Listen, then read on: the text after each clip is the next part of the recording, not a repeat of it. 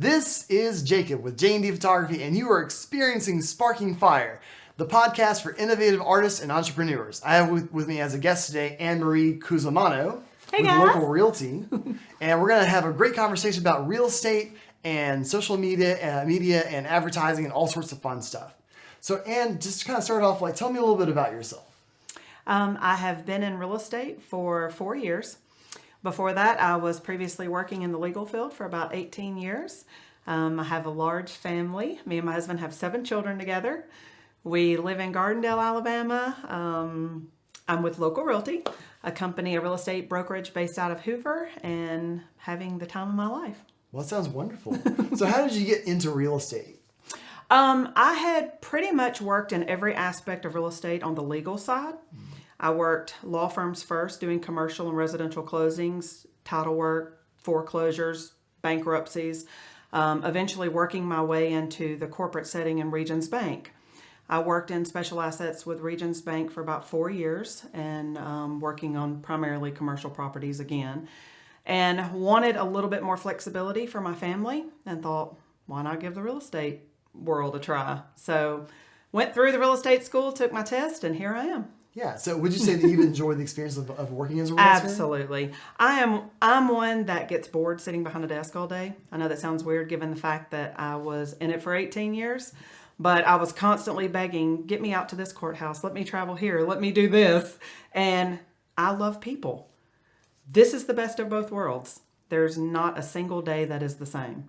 So you really enjoy the personal freedom that this job affords you. Absolutely. So kind of walk me through a day as a realtor. Ooh. Pretty much you have your general, desk work that you need to take care of when you wake up. Sometimes you wake up to fires that you have to put out, an offer that you put in that may have, having some issues that you immediately have to attack when you get up. Other days you can wake up, kind of take care of your office work, get your day planned, schedule your showings. You may have a day at home, a day in the office just writing offers throughout the day. You may have a day making phone calls. I mean, it is part of our job, to work our database, and that involves, a little bit of cold calling with people that have inquired upon Zillow and other means of looking at houses that you just have to call and simply offer your services and that. So every day is different. I could not have anything to do from 8 until lunchtime, and then from lunchtime until midnight, I'm constantly go, go, go, go, go. Yeah. And on my phone constantly trying to multitask, showing houses. And so there's not a day that's ever the same. Yeah. I know the feeling exactly. It's Yes. A lot of that is the same for me. Because right. every right. job for me is different. Every client is different. And so there's different challenges. Right. So you said you worked in more of a corporate setting for a long time. I did. So what was the moment where you were I really just need a change in my life? I think with my children, they were getting to the age that we were doing travel ball, softball, various, things going on, and trying to be involved in the corporate setting, and especially in the legal departments. It's not a typical 8-hour day. And I say that because now I feel like I work more hours than I do at that time, but it's different because it's flexible. I can have my children with me if I need to. Mm-hmm. In between showings, I can drop one of my children off at practice or coordinate things. So you have more flexibility, even though I'm working the same amount of hours. But in a corporate setting, it would be a straight 10, 12, 16 hours that I was away from home and physically could not leave to go do something for my kids. And I think that was kind of the deciding factor. I was going through a divorce and knew I was going to be a single mother for a little while, and knew I had to make a change. So that was a big factor too. Yeah, I think the dream for everyone who wants to work for themselves is to have work on their own terms. Right. Because when you work for someone else, you're pretty much subject to their schedule and how they want to organize things. Absolutely. But so one of the biggest rewards for running your own business is that you get to schedule things the way you want. You get to structure your life in a way that's beneficial to you. Right. Right. And I'm really glad you've gotten to experience that. I love it. So what are some of the challenges that you faced, working for yourself as opposed to working for someone else? Probably you have to maintain a certain level of discipline. I think anybody that works for themselves can relate to that, because you won't be successful at anything you do if you're sleeping until 10 a.m. So you have to be extremely organized, extremely disciplined, get up, start every day, have a plan, make your list, have your goals. If you're like me, I'm a very visual person. I have boards and notes and books and things wrote down and, what I call reaffirmation words that I say to myself all the time. So that's probably been the first challenge is, I have children ranging from 27 to 2. So having a baby and having, older children as well, it can be easy to fall out of that. So number one, top struggle, that right there. Yeah. I would say second is, real estate and any field that you're self-employed it's not, what's the word I'm looking for? It's not consistent. Yeah. So I may have a month to where I've helped 10 people buy a home. I may have a month to where I have 1.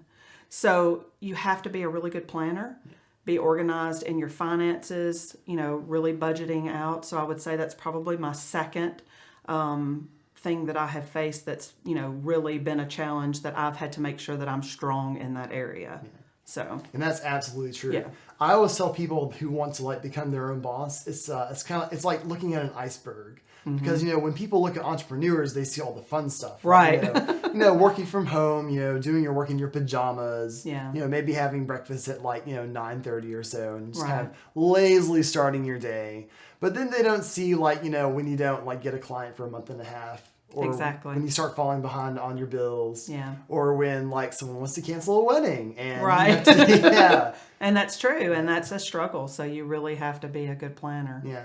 Yeah. And I've talked to several of my friends who are freelance artists, mm-hmm. and I've told them that things just don't even faze me anymore. Someone can say I just don't mm-hmm. want to do the wedding anymore, and I'm just like, okay, and it's so true. That's almost the way I've become. Yeah. At first, I found myself stressing. Oh no, I had this plan for this month, and it's falling through. And what am I going to do? Now I'm just like, that's okay. Yeah. I've gotten really good at knowing what to expect, budgeting, having that plan, and just, of course, depending on my faith that he always provides for me. That's true. And I think the biggest takeaway that people can know about working for yourself is you always have to look at the big picture. Right. So there's all the small battles that you face every day, but in the end, as long as you're winning overall, everything's going to be okay. Absolutely. Yeah. So if you're the kind of person who just obsesses over details and just gets down over everything, you're not going to make it in this kind of business. No, absolutely not. Absolutely not. So just kind of we talked about your beginnings as a realtor, mm-hmm. and so and you've been doing this for about 4 years, right? So how did you get in touch with Jeremy and Gina Miller with Local Realty? That's kind of an interesting story. So I started out. I went through. I was originally with Keller Williams. I started out with Keller Williams because that's where I went to school mm-hmm. for my real estate license. The brokerage that I was with in Gardendale offered a night school that you could actually physically go to class. And in my experience and the way that I learned, I knew I needed a hands-on, teaching in class versus doing something online. So that's how I ended up, just going straight into the brokerage that I was with. I was there until, let me take a step back. When I very first started out becoming an agent, my husband is also a full-time agent. He had previously known Jeremy through his parents. Right. When Jeremy, back in his mortgage days, he had helped my husband's parents. So before me, when my husband had purchased a house, he had kind of previously spoke with Jeremy about some things real estate-wise and, just here and there. They knew each other. Well, when we first became agents, we actually went and had lunch with Jeremy just as hey, we're new agents, let's talk some strategies, tell us what to expect, So over the course of probably the 2.5, 3 years that we were working and just doing our thing, Jeremy has said that he was just kind of behind the scenes watching, He kind of always had a feel that he knew that we had something extra. Yeah. And so it was probably towards the end of 2018. Lee had taken more so a position to where he was doing things to learn the renovating flipping side of real estate, and I was primarily the agent, helping buyers and sellers. So I was to the point where I was just looking for more. I was looking for someone that had the spark that I had going on. I was looking for something that had the ideas and the goals and the just going above and beyond, and was up on technology and up on the here and the now. And I kind of felt like I had not really connected with anybody that had that. So it was one day I simply reached out to Jeremy, over Facebook, and we started talking, and he was like, hey, let's chat. So the more we got to talking, I realized, whoa, this is what I'm looking for. This is that extra oomph, And from that point forward, it was probably a couple of weeks later that we made the decision to go ahead and move our license over to, local realty. And I will tell you, it's been the best thing ever. Yeah, that's been my impression of Jeremy and Gina too. Absolutely. They're very forward-thinking people. They are. And they're not afraid to try something a bit radical. Right. And that's the word I was looking for, radical, because I am a very think outside the box person. Yeah. I want that. I don't want to be your typical, what I call the old-fashioned real estate ways. Uh-huh. I want that think outside of the box. I want to go that extra mile and not be afraid to do it, or not be afraid that I'm going to have somebody back here saying, oh, no, you can't do that. Yeah.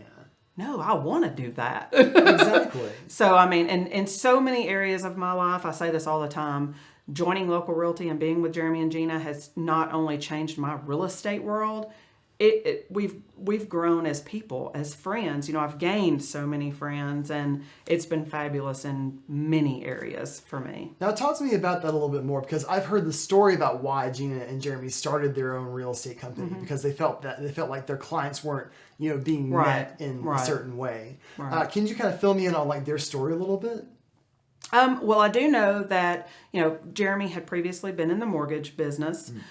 He decided to get his real estate license. I'm pretty sure he was with one or two real estate firms. Just wasn't happy, the way, the outlook that he had, the vision that he had for people, and the way that he wanted them serviced wasn't being met as well. So it really falls back, kind of to what I was searching for too. And so they had gotten in a place to where, they needed to do something different. And from what they've explained to us as their team, they took a leap of faith.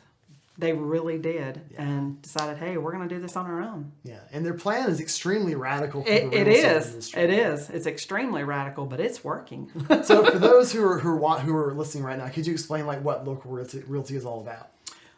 First and foremost, Local Realty is about serving you.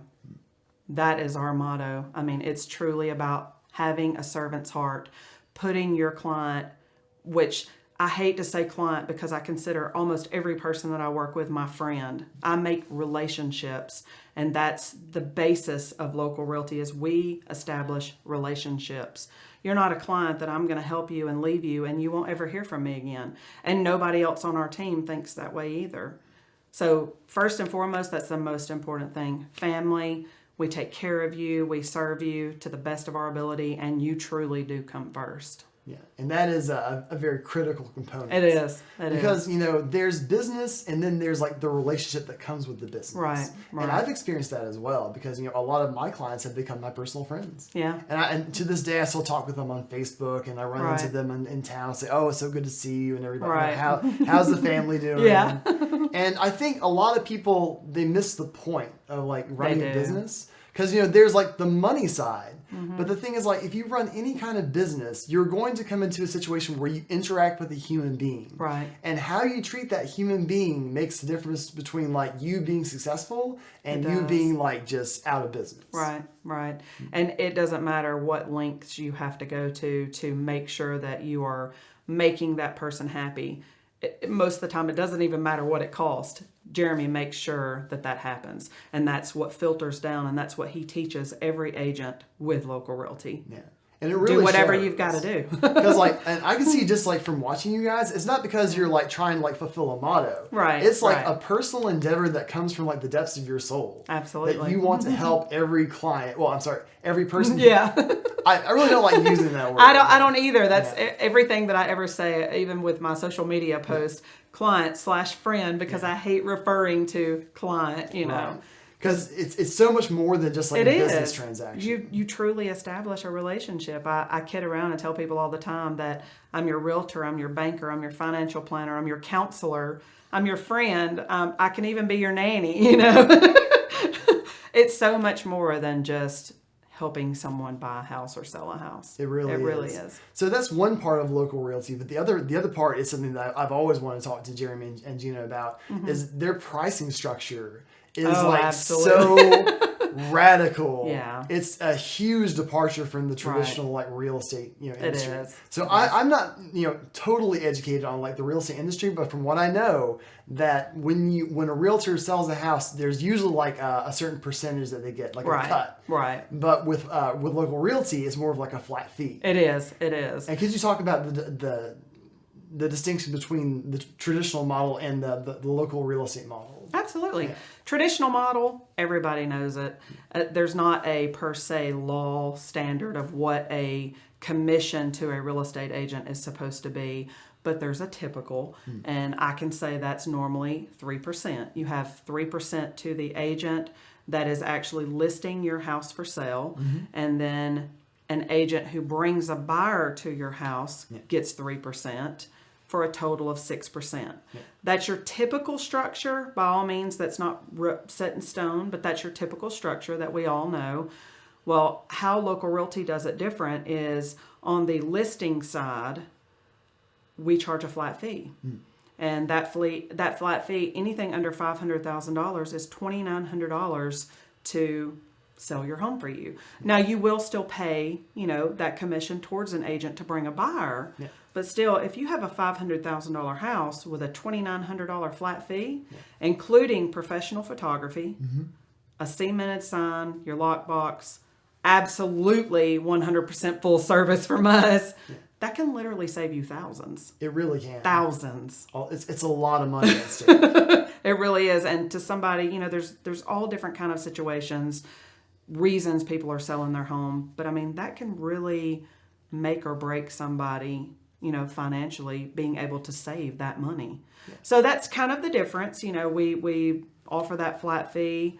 Anything over $500,000 is $3,900, and then anything under $100,000 is $1,900 or $2,000, I believe it is. So it's an amazing structure. It's worked. It's speaking volumes, and it's literally saving people thousands. It really is. And would you say that this flat fee pricing structure kind of fits into your motto of like customer service? Absolutely. And how would you say that it works with that? We're not putting money as the important factor. We're putting you first. Right. We're saying we need to provide a service to you, and this is how we're going to do it. We make our money on the buyer sides. On the listing side, we're helping you. You are first. We don't want to put that dollar bill before our service to you. Right, because your job is to facilitate the transaction. Exactly. Yeah. Exactly. So kind of segueing off of that, what do you think is the role of a realtor in the real estate transaction? We are what I call mediator, facilitator. I mean, honestly, that's what we do. From beginning to end, we facilitate, we keep up with all of the moving parts. We are in constant communication with the lender, the buyer, or the seller, or the agent of whichever side, is on the other side. We're just, keeping up with inspections, keeping up with appraisal times, coordinating that through all parties involved, dealing with the appraisal reports, the inspection reports, dealing with the closing attorney when it gets to that point. Just really, that's the best way that I can describe it through the process after you have the contract written, is your mediator / facilitator.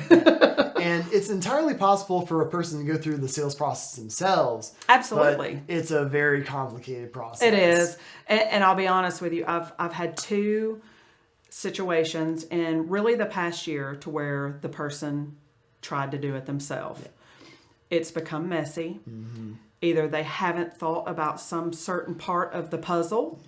What do I do with this? And both situations, they've come to me, what do I do? Yeah, it can really turn into a giant mess. It can. Really quickly. And because, I will always put my friendship, always put you first. I've, of course, helped them out and finished the process with them. But I always think to myself, it's not a very high price to take, not only the stress of trying to do it yourself, but I mean, somebody to handle everything for you. Paperwork, facilitating, appointments, calls, communication, showings. I mean, somebody trying to handle themselves. Yes, I know there's some smooth transactions, and that's fine.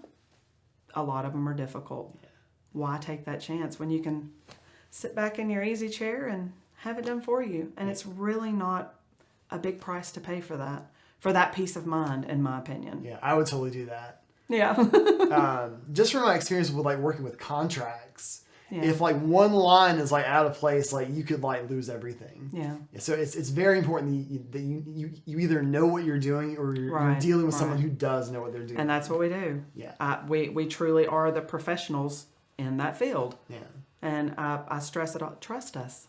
Just trust us. Exactly. You know? So let's shift gears a little bit and let's talk about the real estate market. Now, as we all know, there have been like dips in the market in the past. Right. And we're currently on kind of like a boom right now. We are. And I don't foresee any less in 2020. Yeah. You've got your job market is extremely stable right now. Yeah. It's lower unemployment rates than we've had in 50 years. The interest rates on loans are at an all-time low. Yeah. We were told this morning FHA is 3.25. Holy cow. Yeah. That's incredible. So when you have those two factors, that not only puts more people in the position to buy a house, you've got good jobs, low interest rates. The problem is the housing inventory. Yeah. There's not enough houses on the market for everybody that's wanting to buy. So there may be a little bit of a shift in 2020. I definitely think that, I don't know, 99.9% sure, we're going to have a very stable 2020 because of those two factors. The only negative is because of the housing inventory, it's going to continue driving prices up a little bit, which are going to put more people in a spot to where they can't buy. Yeah. So, and I would agree with that. Or they can't afford it. Yeah. A house that could be $200,000 or $300,000 in a normal situation could be driven up to $400,000 or $500,000 because, hey, if there's only one of me, somebody will pay it. Yeah. So it's gonna have a little bit of a negative effect because that's gonna happen. The prices are gonna be or they're gonna rise because there's not enough of them, which is gonna put that person in a position that they can't afford that price. Yes. So there's goods and bads, but I know that 2020 is going to be a very stable market for housing. I think we're definitely in like a different market than from like 2008. Oh, absolutely. Because for one thing, like the whole 2008 crisis was caused by subprime mortgage lending. Basically just bad lending practices, giving people loans who really couldn't pay them off to begin with. Right. And that's what brought the whole industry down. People that didn't have credit to get those loans. I mean, it was such a different market. I've actually watched documentaries on it. There are these things called liar loans. Yes. Where you basically just, lied your ass off. They didn't check anything. Yeah. Like, they write down, fry maker at McDonald's, $300,000 a year. And they would just everything was on paper. Whatever was on paper was what you went by. Exactly. It was crazy now that you go back and think about it. And that's right at the time I was coming in to lending on the, in Region. Yes. Right when all of that was coming out and happening, and it was crazy. Yeah. It was. And it's crazy to think about, but a lot of that was driven by the fact that, some people treat debt as an asset. Absolutely. So I'm not sure if anybody realizes this, but you can actually buy and sell debt as an asset. What happens generally is if a debt goes uncollected for a long time, in order to get some kind of money out of it, the people who own the debt will sell it to somebody else. Right. And then it's their problem to collect it. And so there's actually ways to buy debt on stock markets. Right. And there's actually been several stories recently where churches have bought debt. Absolutely. And canceled it because they could. So it's a wild world that we live in. It is. Somebody that'll have a collection. If you ever go to check your credit report and you've had one of those, you could have 5 collections on your credit report and it's for the same debt. Yeah. Because it's been bought and sold 5 times. I've seen so much of that in, assisting people fix their credit, over the last 3 or 4 years that I'm like, wow. Yeah. So for various reasons, I don't think we're gonna see a crash like we did in 2008. No, we have so many more regulations, regulating the loans that we do. We're in a very strong economy. And one stat that I saw is that typically we have a dip every 10 years, and this is the first time in 100 years where that trend hasn't come around. We're just keep going up and up and up. we have a lot of factors playing into that that's helped keep that from happening. Right. I love the fact that our unemployment rate's so low. It's amazing. It's great. So what would you say to someone who's like, looking to buy a house? Like what kind of advice would you give to them in this kind of a market?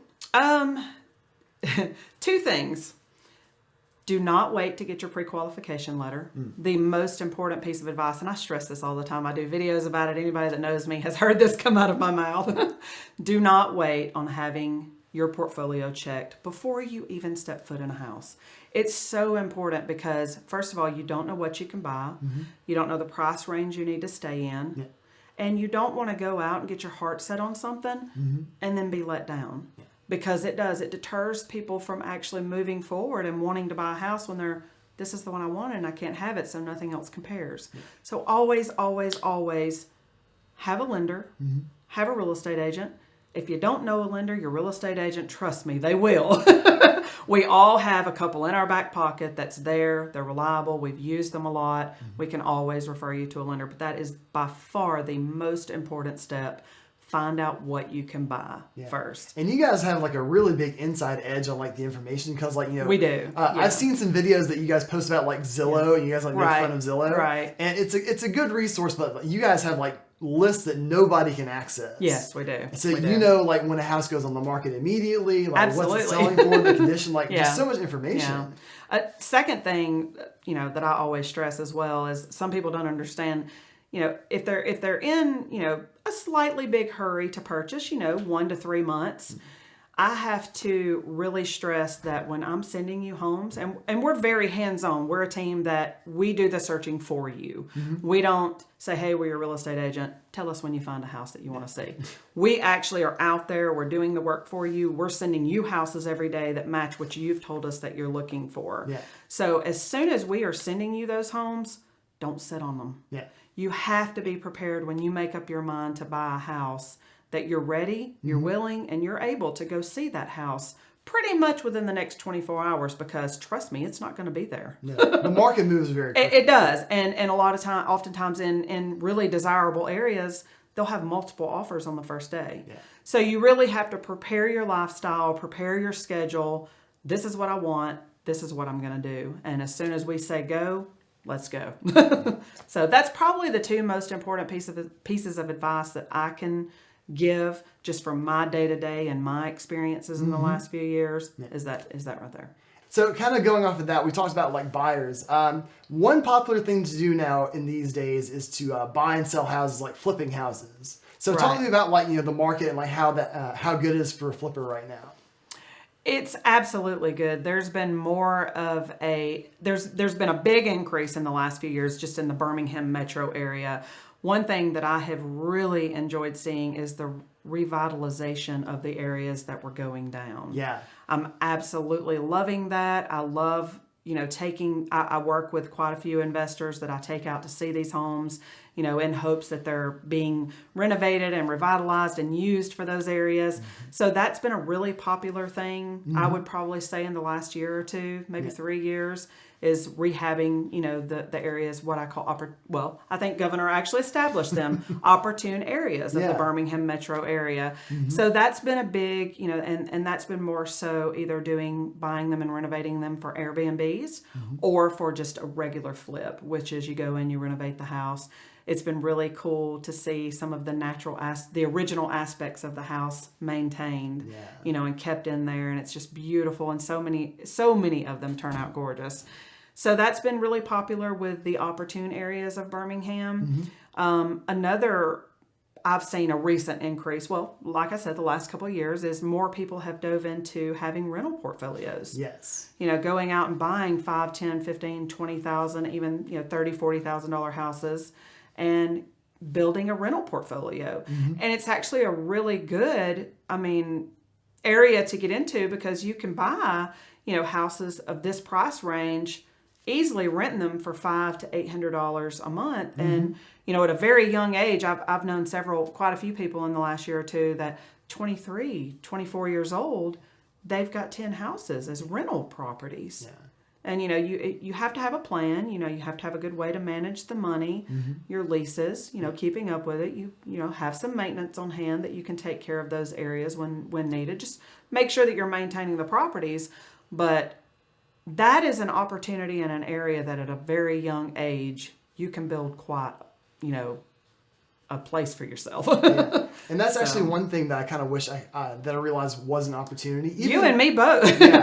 So, I'm sure you've heard the tropes about kids being told, "Oh, go to college, it'll save your life, it'll change, you'll be set for life." And, yes. There are opportunities to go to higher education and be successful. Right. But I really wish that I had at least been aware that there are other ways to make a living in this life than just going to school. I can't tell you how many times I've said that. And I tell my children all the time, I'm like, I don't ever want to deter you from going to college. Yeah.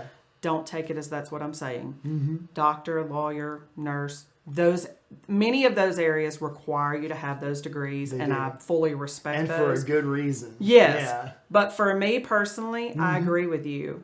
I have 6 years of college, and if I knew then what I know now, I might have taken a different turn. Oh, because real? like you, I've definitely learned that my personal strengths are in areas that I actually could have built without that. Exactly. So, and that's me personally. I know my strengths, and over the years, it's taken quite a few to learn those. But me personally, my strengths are in the areas that didn't necessarily require college. I totally agree with you, because I've always considered myself to be an artist. Right. Even in my early days, I was writing poetry and reading Chaucer and Shakespeare. Right. And so I kind of had an idea that that's the path I wanted to take, but I didn't realize that there was an avenue for me to be successful at that. Exactly. And so I went through 4 years of college. I got a degree in English, a Bachelor of Arts. Yeah. And I thought I wanted to teach until I started substitute teaching, and then realizing that I just didn't like the environment. Right. So I love the subject, but as far as being a teacher or an educator, it just wasn't the field for me, because an educator is not necessarily an artist. Right. I agree. So I was more in love with the craft than talking about the idea of the craft. And it really wasn't until I was 25 when I picked up a camera. That's when the light bulb went off in my head. And I think as a society, part of that is just being programmed. Mm-hmm. I know for me growing up, it was just programmed. If you're successful in this life, you go to college. Yeah.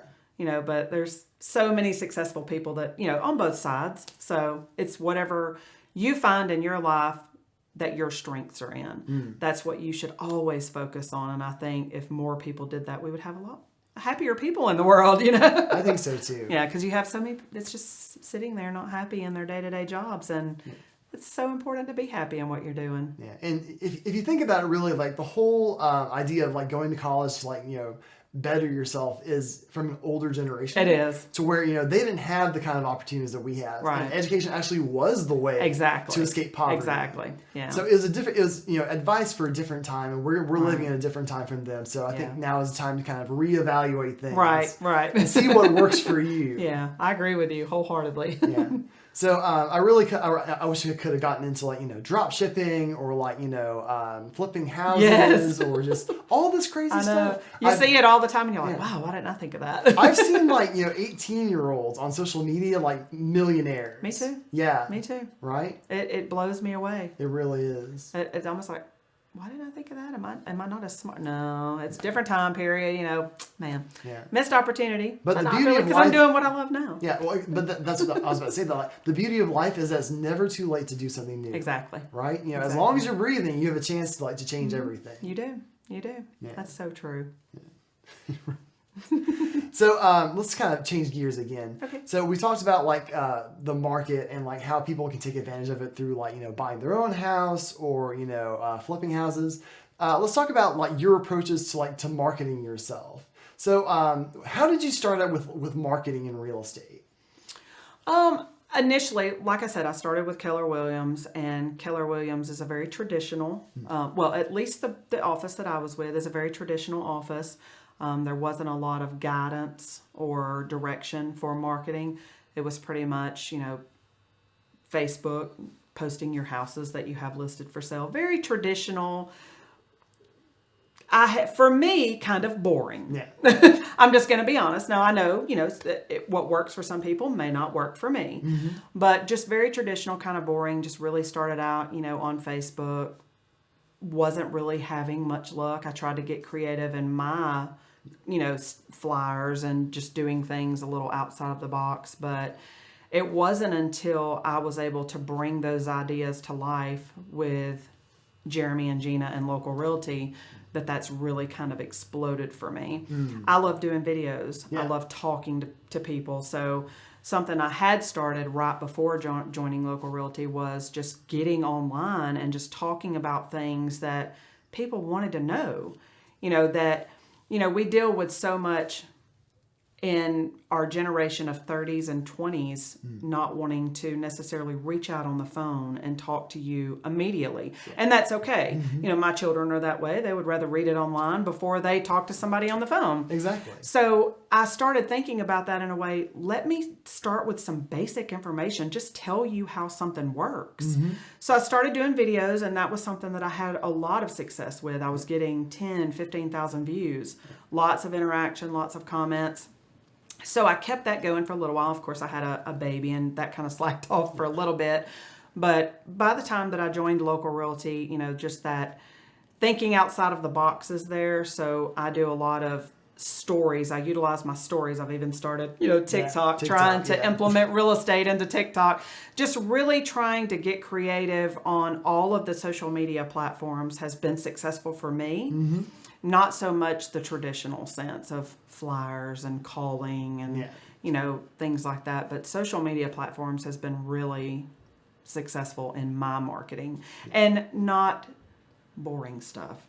Keep it lively. Keep things going that is going to draw somebody to want to see your stuff. One thing, I'm super obsessed with lighting. Anybody that watches my Facebook page knows that if I see a cool light, it's going to get a picture taken and thrown on Facebook. Well, there's plenty here. So that's something that I enjoy the interaction, when people see those pictures and when I see odd things. And, we see all kinds of lifestyles in people's homes.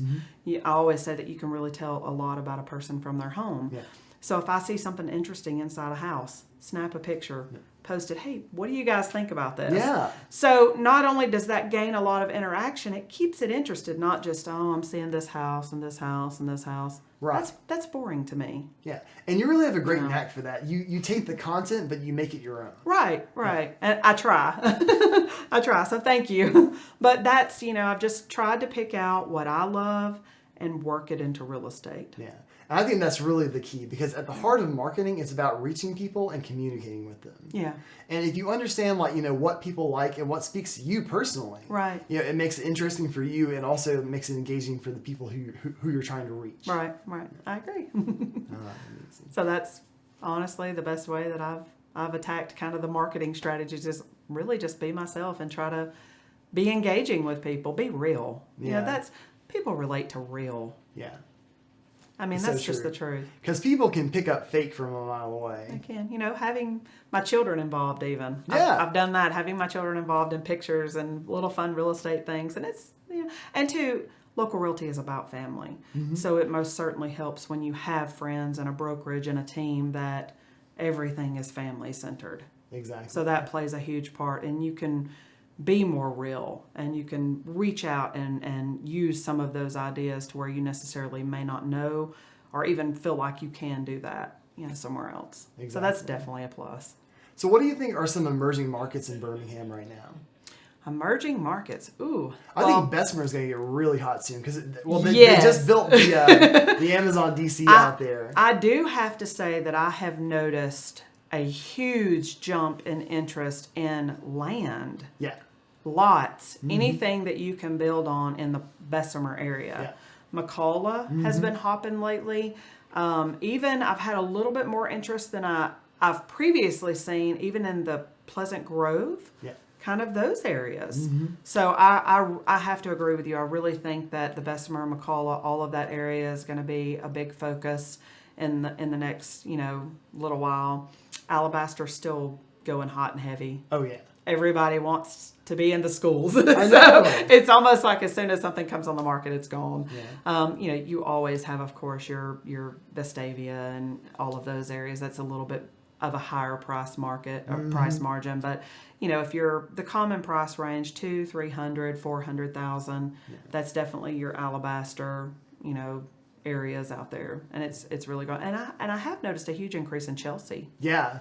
Chelsea is growing. Yeah. And the thing with Chelsea is I love Chelsea, and I have so enjoyed working there the last year. I've done a lot of business, and I've really gotten to know Chelsea as a whole, learning the areas, learning the neighborhoods, learning the houses, and just being more familiar with it. But there is just not enough there. No.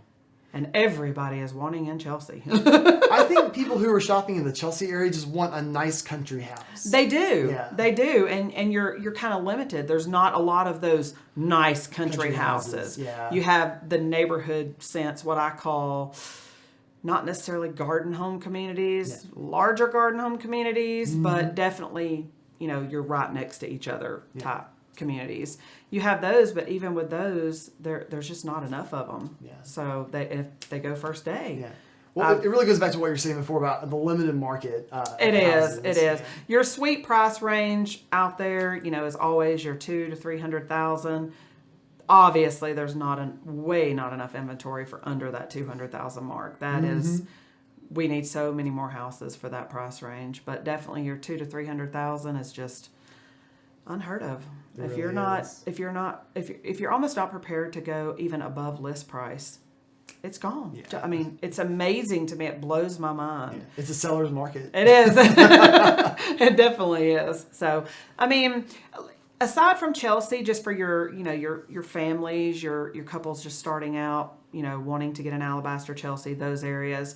Like I said before, the growing areas I've seen is, obviously the opportune areas. Yeah. So that's been a biggie as well. I've really enjoyed seeing that grow, just because I value that history there. Same. So what do you think is the future of real estate? Future of real estate. I don't think that there will ever be a time that you will not have to have that personal touch of a real estate agent. Yeah. I know that we are going very digital, very, everything's done electronically, everything's online at the touch of a button. You really feel like you're almost to the point you don't need somebody. Yeah. But I don't foresee there ever being a time that you can actually replace the value of an agent. Yes. I just don't. Mm-hmm. So I think the processes are going to get simpler. I think there's going to be a lot more availability to do things, to the average consumer as far as real estate's concerned. But I think there will still always be a huge need for real estate agents. I completely agree. Yeah. Do you have any final words for the audience that you'd like to say? Final words for the audience. If you are, if you have even remotely thought about buying or selling a house, it's January. It's time right now. It's time. Don't wait. If you're a buyer, get your pre-approval. If you don't have a lender, reach out to a real estate agent. If you're a seller, it doesn't hurt to contact someone and just go from there. See what the value of your property is. See what you're looking at. It's a hot market. And like I said earlier, we need more inventory. We love you guys. Local Realty is always here to serve you completely, 100%. We would love to help you. And Anne, how can people get in touch with you? Email, text, call me, Facebook, Instagram, TikTok. I'm even on LinkedIn. My phone number is 205-478-3006. You are welcome to reach out to me or anybody on our Local Realty team. All of us would serve you 100%. Well, Anne, thank you very much for joining me. And you've been listening to Sparking Fire, the podcast for innovative artists and entrepreneurs. Thank you very much for the wonderful show. Thanks for joining us, and I'll see you next Sunday. Bye.